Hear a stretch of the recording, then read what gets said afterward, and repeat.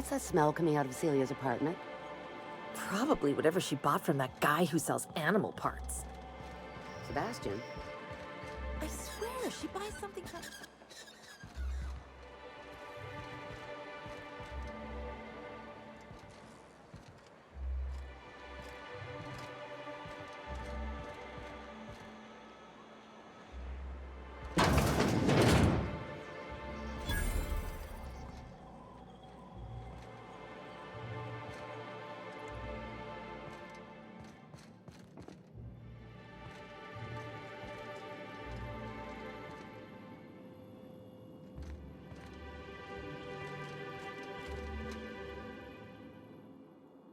Whoa, by the stars, my poor heart.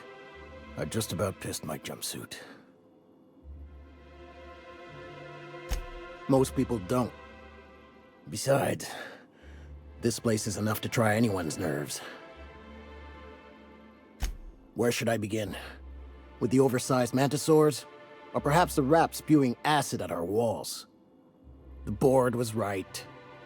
This place isn't fit for human habitation. And I was a fool for staying. Sanjar, of course. He had all these glorious ideas about how he'd run Monarch. Rest periods between every work shift. No shift more than 10 hours long. It all sounds wonderful, until you realize there's only a few centimeters of repurposed steel between you and the deadliest creatures in the galaxy.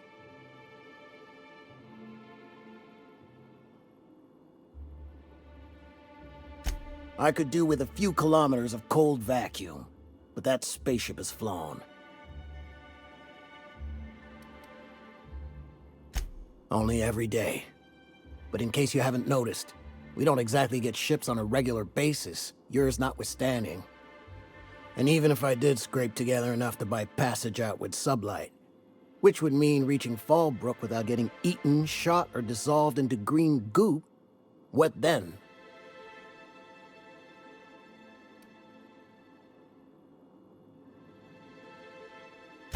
Well, thank you for reminding me. As if I weren't already destined for an early grave. Lucky you. Good day to you. Good day to you.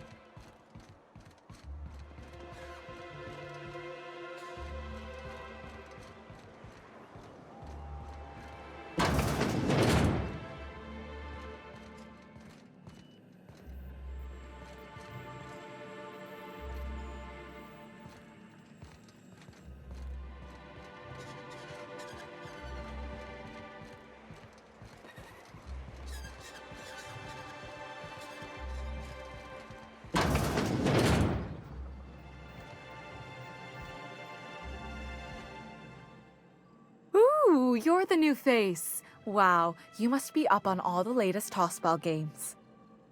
So who do you follow? Wait, don't tell me. You look like a Hammersmith Thunder fan. No, glacial age mammoths.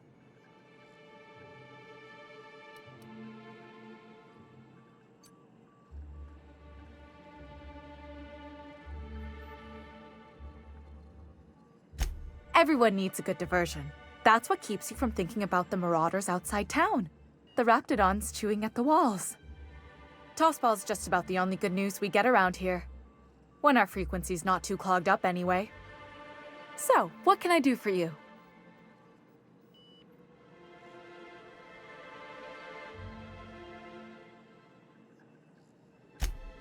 Poor Isaac. I was wondering why I hadn't seen him in a few days. I'd really like to help. Isaac was a sweet fellow, even if he did have terrible teeth.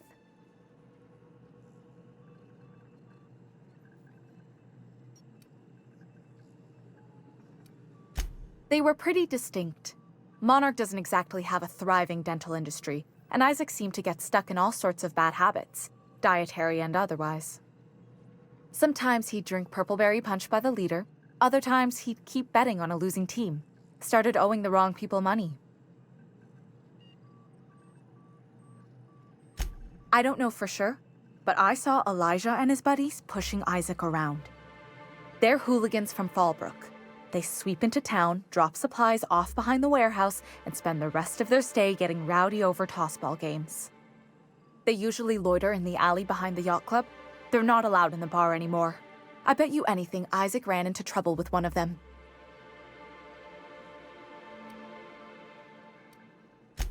Mr. Sanjar will be pleased to hear about it when you're done. I know he gets fed up with the Fallbrook bullies, but there's not much he can do.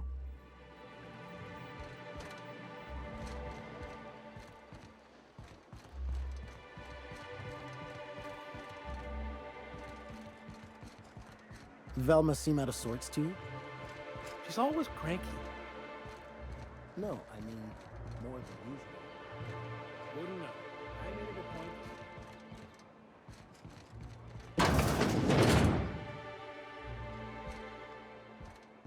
If Velma's capable of running the warehouse, she can certainly pick up her own caffeinoid. Don't be so hard on her. With Brax missing, she's working doubles and needs a little edge.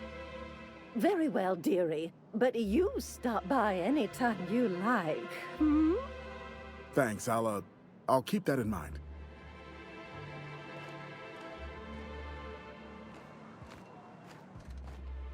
Velma's gonna be extra cranky if she doesn't get her caffeine. Hello, dearie.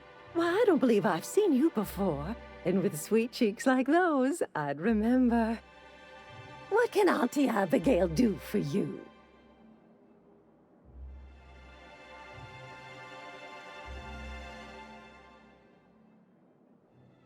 And what a helpful young man you are. Nothing like a little pill to liven up the spirits. Who's your lucky friend, dearie?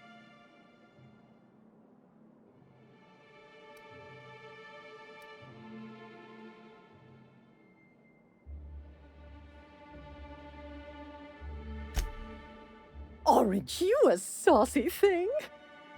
I may not be a fresh young thing anymore, but with age comes experience, dearie.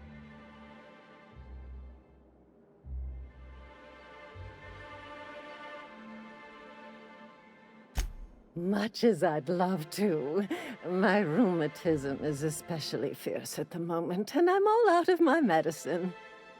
But I'd hate to send you away empty-handed. You were here for caffeinoid, weren't you? Who's it for?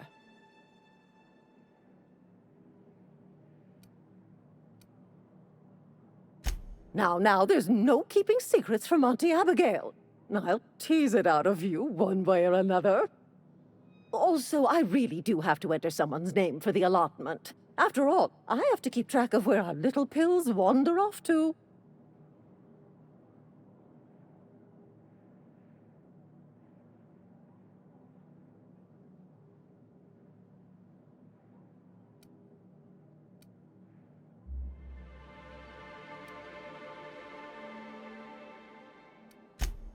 Now, dearie, it is my job after all.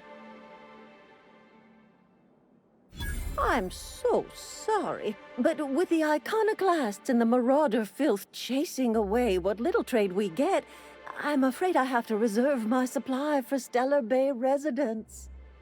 Our reserves have gotten so low, I've even had to start locking the supply room upstairs. Isn't it a shame what some people will do to get a little extra?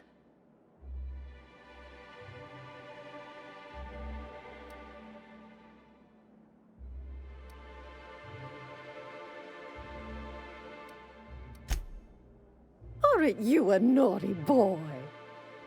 There are no discounts here, but Auntie knows what to do with mischievous men like you.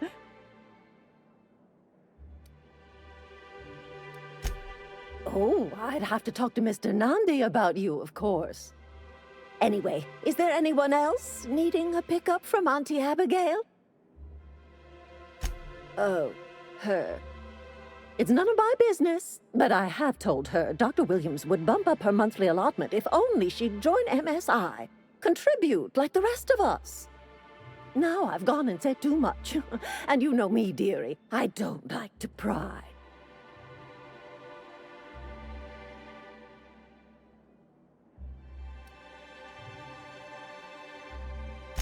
I'm afraid it'll be the better part of a month. Our dear Nyoka tends to exhaust her supply rather quickly. Believe me, there's nothing I'd love better than to help you, but there's not much I can do. Dr. Williams managed the town's allotments from his terminal upstairs. Even I can't access them.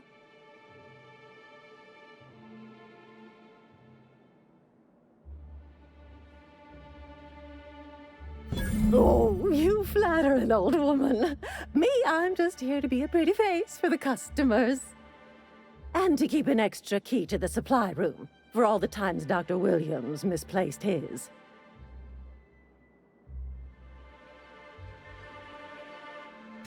The one upstairs, where we store our medicines.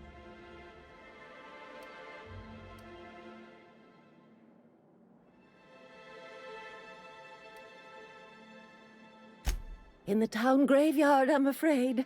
Poor man was always searching for the flower of enlightenment. On the way, he tried some rather daring substance combinations.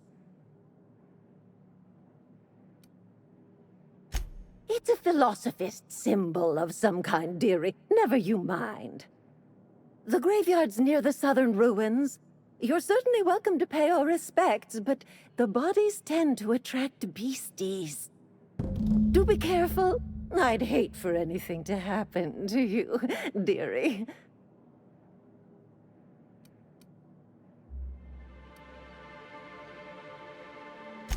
Chin up, dearie.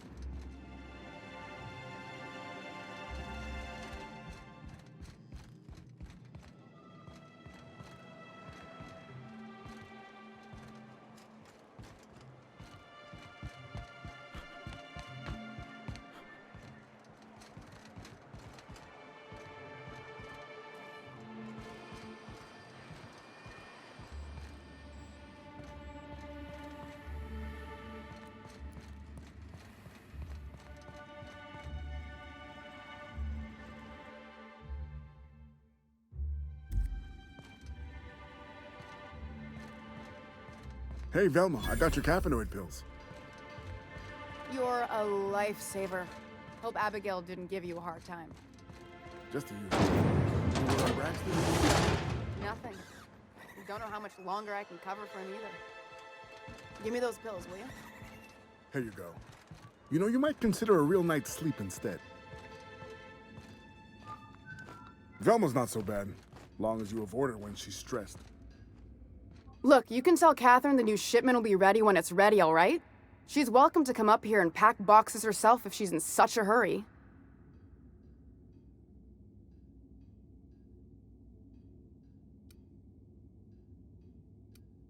Well, if you're that friendly about it, then you definitely aren't one of Catherine's sublight toughs. My mistake. Hope you can forgive my temper. This job has been running me ragged lately. First, my autoloader foreman stages a walkout, and now my chief pescatological health manager is missing. Braxton. He's in charge of getting the fish fat, but also making sure they don't get too many tumors. He's a real wizard with pharmaceuticals, but he has creative notions of working hours. Comes with living in a free colony, I guess.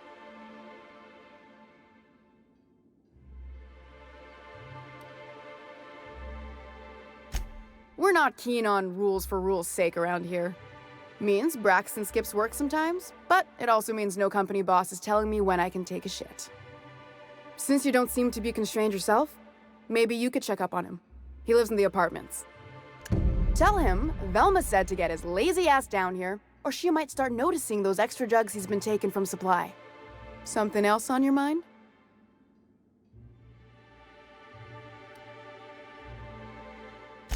Stealing's such a nasty word. Let's call it skimming. And yeah, let's just say I've noticed the sterile biotics we use for the fish would get used a little faster on Braxton's shifts.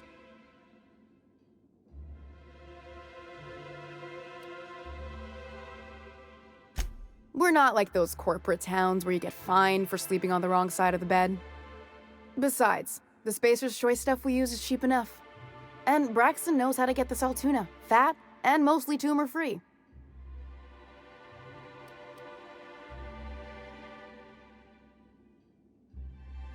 Sublight boss out of Fallbrook. Handles most goods that come in or out of Stellar Bay. Has a mouth like a Ground 6 spacer. Unless you're here to tell me he's agreed to do his job again, I've got nothing to say.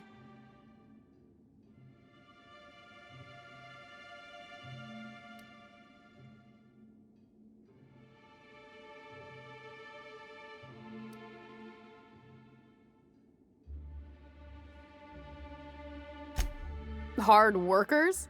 They turn dials and flip switches. The machines do all the actual work. I'll wager she don't pay those folks that maintain the mechanicals decent neither. Caleb and his crew have it better than anyone else around here, I'll tell you that much.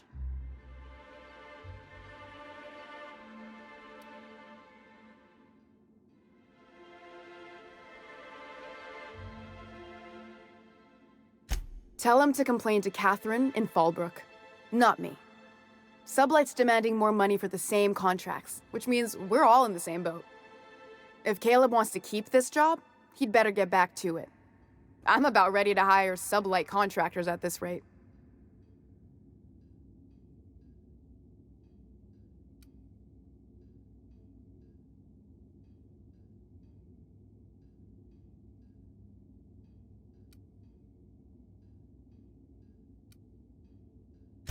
Maybe so, but I bet you Caleb runs out of bits first. Then he'll have to come back. He says he's got a stash to tide his crew over. Could be he's all talk, but if the money's real, I bet you he keeps it at home. Near the diner. You'd steal from your own people? That's low, ma'am. That's business. Someone's got to keep the lights on.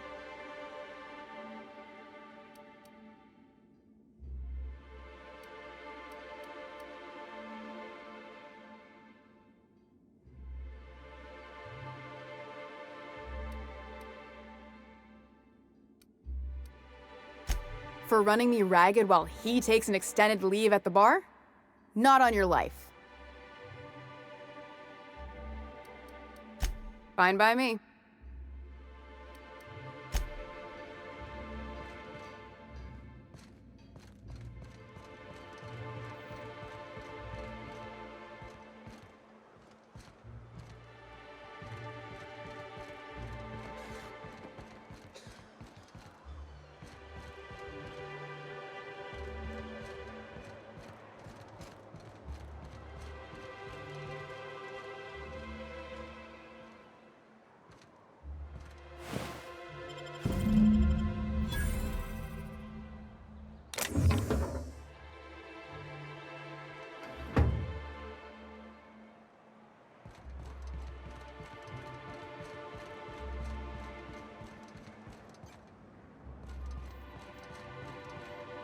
Plenty of work to do, especially with so many no-shows.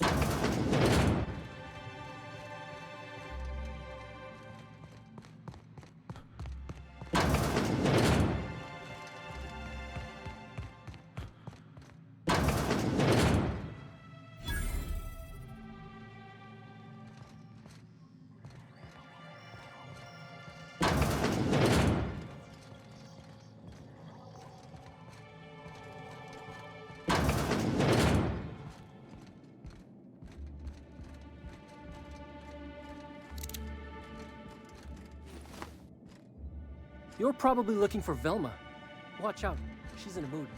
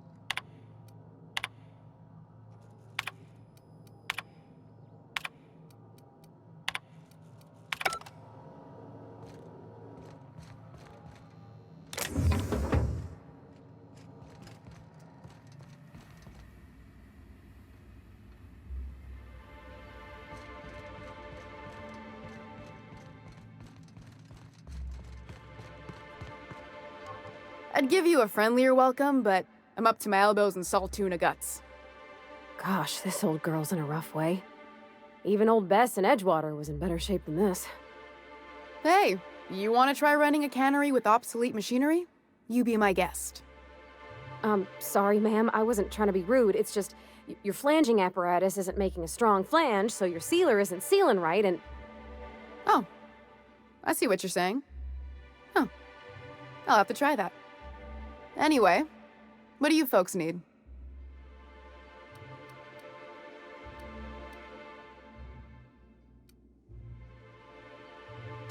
Unless you're here to tell me he's agreed to do his job again, I've got nothing to say. If Caleb wants to keep this job, he'd better get back to it. I'm about ready to hire sublight contractors at this rate.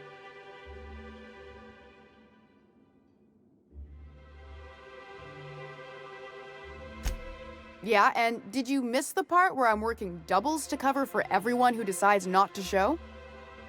Ironic, isn't it? I'm the one who keeps this place running. That money's mine, one way or another. Fine. Tell Caleb he and his team can have their raise, but I need them back here immediately. Something else on your mind?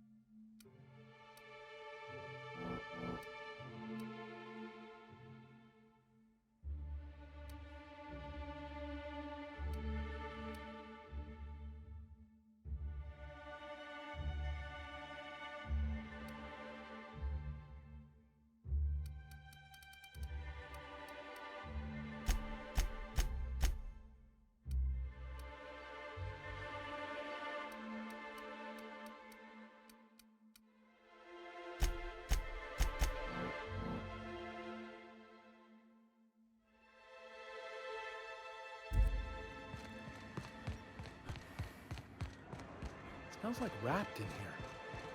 Oh, it does work. I bought some musk from Sebastian. Cover up the salt in this one. Trust me, this is worse.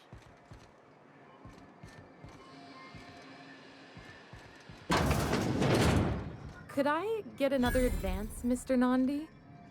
Just make sure it's properly logged. I'll note it next to the others, sir.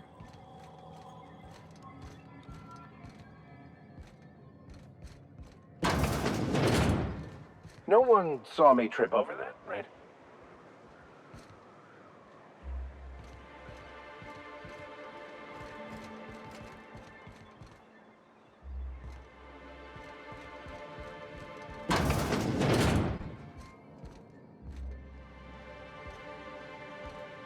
If you leave town, watch out for iconoclasts. They're almost as bad as the Raps.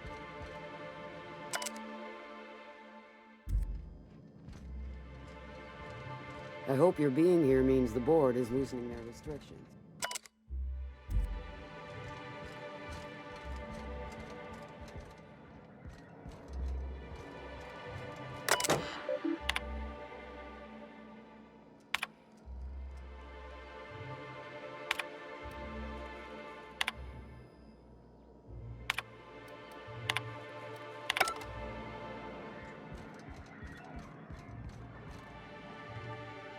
Greetings, and welcome to Monarch Stellar Industries, producers and purveyors of the finest salt tuna in Halcyon. What can I do for you today?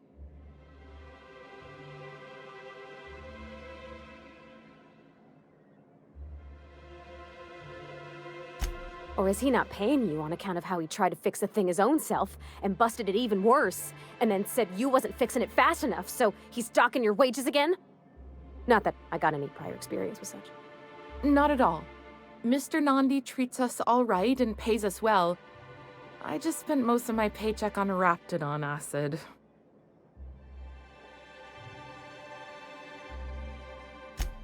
Laws, no. Sometimes it's canid teeth, or mantis worm wings. Whatever Sebastian has in stock, really. So I can talk to him, of course. He doesn't get going about much else. I reckon she's got a little bit of a squish on this fella. He's sort of the strong, silent type. Unfortunately, my apartment's kind of filling up with his stuff, and some of the neighbors are complaining about the smell.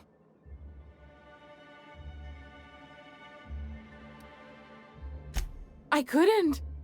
What if he says no? Hey, maybe you could ask him for me. I mean, a no would still be bad, but it won't be quite as embarrassing if you ask. Oh, Mr. Nandi's doing that thing where he breathes through his nose real slowly. I'd better get back to work.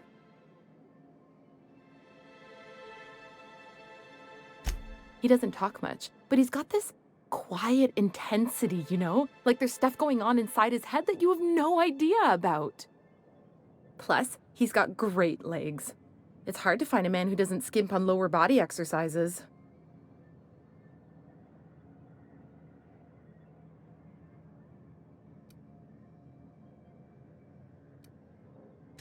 You think that's what I'm looking for? You're funny. Not in Stellar Bay. Everyone else who isn't taken either smells like salt tuna or they're my boss. Besides, a man with a good smile and a proportionate upper to lower body ratio isn't something to pass up. Sorry, sometimes I get carried away.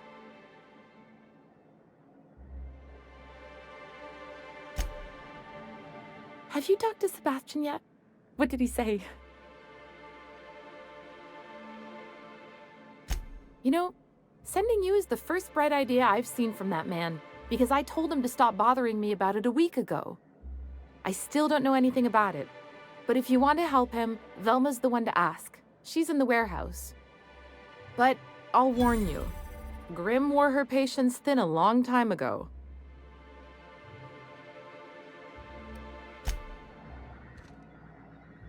Well, new business turns up at last. Celia, didn't I tell you our new statistics-based advertising model would be a hit? That you did, sir. How can yield improvements of 26.7% not quicken the pulse? How can 32% cost savings not moisten the loins? You've often posed these very questions. Clear my schedule.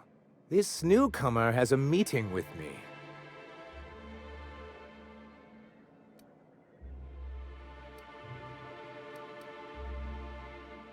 Celia, will you make a note of that for my self-review? Very generous. Noted. But not so generous I can't drive a good bargain. Now, who sent you? Rizzo's, perhaps? Or Auntie Cleo herself?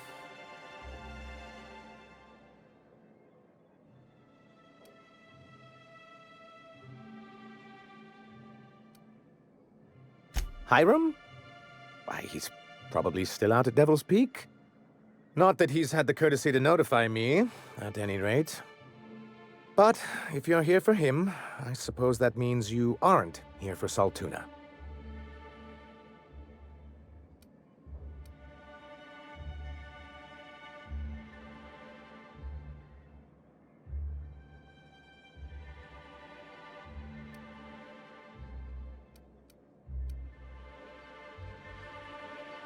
Now, there's no need to humor me. I'm used to this particular letdown. Seems like you're having a rough time, Mr. Sanjar. Are you doing quite all right? Oh, don't worry on my account. This is merely the latest in a long line of professional erotic and athletic disappointments. I had hoped that livening up our advertisements with enticing figures would draw the other corporations back to our bosom, but it seems we're back to the drawing board. Thanks to the so-called hazard clause, Monarch has been cut off from the board's resources and protection for 10 years now. We've kept ourselves in business by trading with individual corporations, but given the off-the-books nature of those transactions, such arrangements are precarious. Yes, freedom is a tempting ideal, but a rather costly paramour. Exactly. Intellectualism fuels the train to mankind's future, but the tracks the train runs on are forged from practicality. Mr. Vicar, I don't want to be rude, but I don't think that means anything.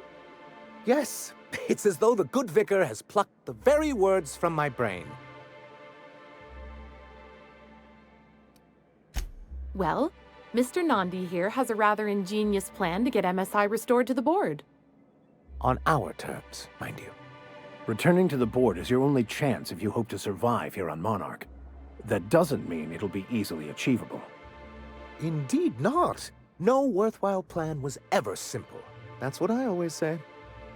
And if our advertising scheme hasn't borne fruit, then perhaps it's time we took matters into our own hands.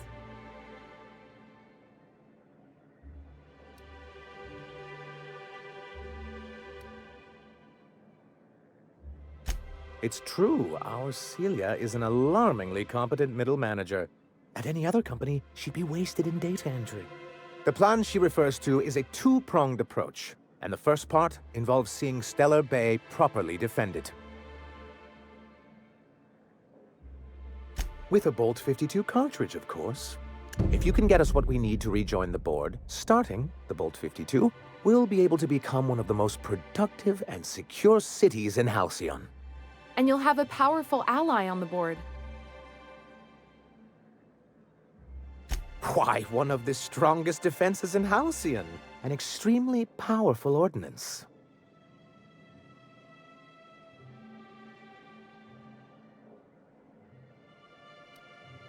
I'll need to gather some supplemental materials, but I mustn't get ahead of myself. You do tend to do that. The Bolt 52 will be in the old arms building southwest of town, which used to be part of Stellar Bay before we had to move our walls in. And these days, it's overrun with marauders and raptidons. Do be careful. I've lost more than a few people to marauders and raptidons out there. Oh, and while you're at it, there should be a terminal in the arms building with some dangerous information. Perhaps you could delete it so it doesn't fall into the wrong hands. What can I do for you? Then it's good that I keep such meticulous notes. What can I do for you?